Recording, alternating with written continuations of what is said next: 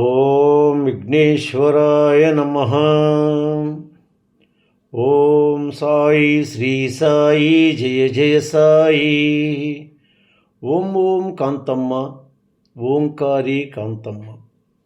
అమ్మ కాంతమ్మ తల్లి గురించి అద్భుతమైన విషయాలను తెలుసుకోబోతున్నాము. మొదటిసారిగా ఈ వీడియో చూస్తున్న ప్రతి ఒక్కరూ సబ్స్క్రైబ్ చేసుకోండి, లైక్ చేసి షేర్ చేయండి. ప్రతి ఒక్కరూ భక్తి బంధువులు కండి అమ్మ ఒడిని చేరుకోండి.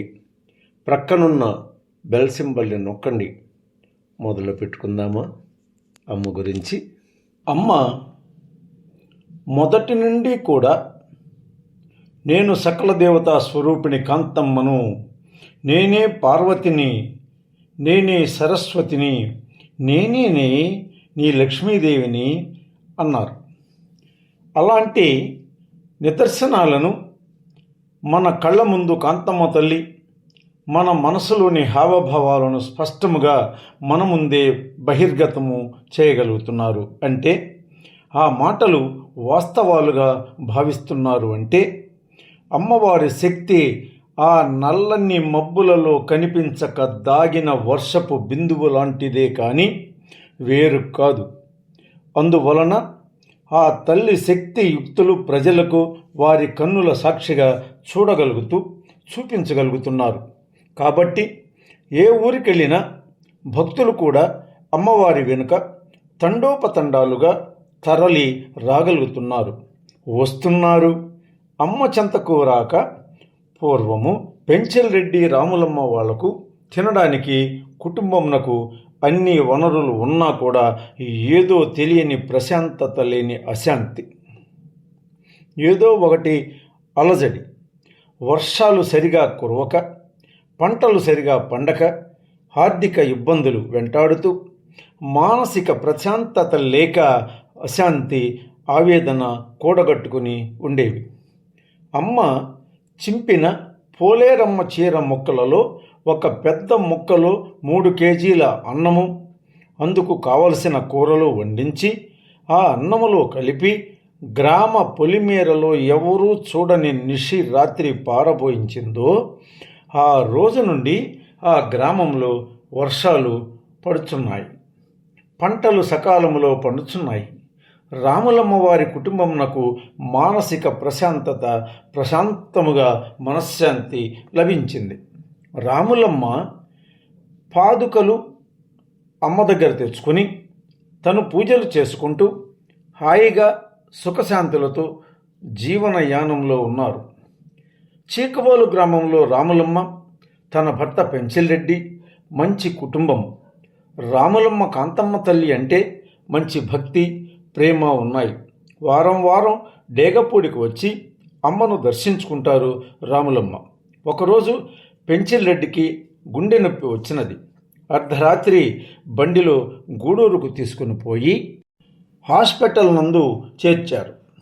డాక్టర్ గారు పరీక్షలు చేసి, మీరు తొందరగా మద్రాసు తీసుకుపోండి, ఆపరేషన్ చేయవలసి వస్తుంది, ఆయన ప్రమాదంలో ఉన్నారు అని 2 ఇంజక్షన్లు చేసి సెలైన్ కట్టి బయలుదేరండి, మద్రాసు పోతేనే ఆపరేషను, లేకపోతే ఇక్కడ ఇబ్బంది జరుగుతుంది, తొందరగా మద్రాసుకు వెళ్ళకపోతే ఆయన ప్రాణాలకే ప్రమాదం అని చెప్పారు. రాములమ్మ పెంచెల్రెడ్డిని తీసుకొని మద్రాసుకు వచ్చినారు. డాక్టర్ గారికి చూపించినారు. ఆ డాక్టర్ గారు అన్ని టెస్టులను చేసి 80,000 వరకు ఖర్చు అవుతుందని గూడూరు డాక్టర్ గారు చెప్పినట్లే చెప్పారు. కానీ రాములమ్మ మాత్రము తన కళ్ళు మూసుకుని ఒక్కసారి కాంతమ్మ తల్లిని మనసారా ఏమిటమ్మా నాకు ఇలాంటి విషమ పరీక్ష అని తలుచుకుంది. అమ్మ మెల్లగా నడుస్తూ వచ్చి పెంచెల్రెడ్డి బెడ్పై కూర్చుని పెంచెల్రెడ్డిని తన చేతితో ఒక్కసారి గుండె ప్రాంతాన్ని స్పృశించినారు కాంతమ్మ తల్లివారు. అప్పుడు మెల్లగా రాములమ్మకు మెలకువ వచ్చింది. ఎదురుగా ఎవరూ లేరు. మరికొద్ది క్షణాలు తరువాత కాంతమ్మ తల్లి శిష్యులైనటువంటి సుబ్బారెడ్డి స్వామి వచ్చారు. రాములమ్మ దగ్గరకు వచ్చి పెంచెల్రెడ్డి గారికి ఆరోగ్యము బాగుంటుంది, నీవు పోయి చెప్పి రమ్మని నన్ను అమ్మ కాంతమ్మ తల్లి పంపించినారు అన్నాడు. ఆ మాటలకు రాములమ్మ హృదయం పరవశించిపోయినది. రాములమ్మకు కలలో వచ్చి తన భర్తను రక్షించి రాములమ్మ కనులు తెరిచి చూచేసరికి సుబ్బారెడ్డి స్వామిని పంపినది. అంటే ఆ చల్లని తల్లి కాంతమ్మ తల్లిని తలచిన వెంటనే మనకు సమాధానము, ఆశీర్వచనము పంపించినారంటే ఇంతకంటే నా జన్మకు ఏమి కావాలి? ఆ తల్లికి మనసులోనే క్షమాపణలు చెప్పుకొని ఆనందపడినది రాములమ్మ. మరుసటి రోజు తెల్లవారుతూనే పెంచెరెడ్డికి జ్వరము, విపరీతమైన దాహము ఏర్పడినది. నీళ్లు తాగవద్దని డాక్టర్ గారు చెప్పారు. దాహం దాహం అని విపరీతమైన దాహంతో పెంచెరెడ్డి నక్కనక్కలాడిపోతున్నాడు. బార్లీ బియ్యం తెప్పించి పల్చగా కాచి తాగించిన దాహానికి నిలువలేకపోతున్నాడు పెంచెరెడ్డి. తనతోనున్న బంధువులను పెంచెరెడ్డి గారి దగ్గర చూసుకోమని ఏమీ చేయునది లేక అమ్మ ఆశీస్సుల కొరకు భీమవరం వచ్చేసింది రాములమ్మ. భీమవరం ఆశ్రమంలో కాంతమ్మ తల్లివారు లేరు.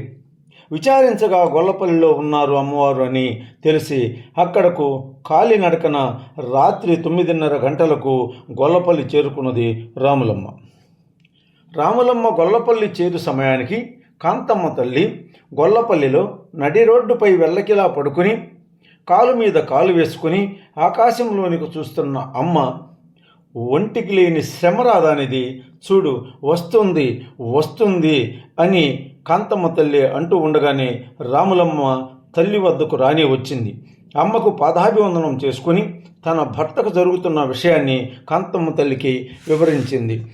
ఓం ఓం కాంతమ్మ ఓంకారి కాంతమ్మ, ఓం ఓం కాంతమ్మ ఓంకారి కాంతమ్మ, ఓం ఓం కాంతమ్మ ఓంకారి కాంతమ్మ, ఓం ఓం కాంతమ్మ ఓంకారి కాంతమ్మ. మరువరు అనుకుంటాను ఈ విజయభాస్కరుడను.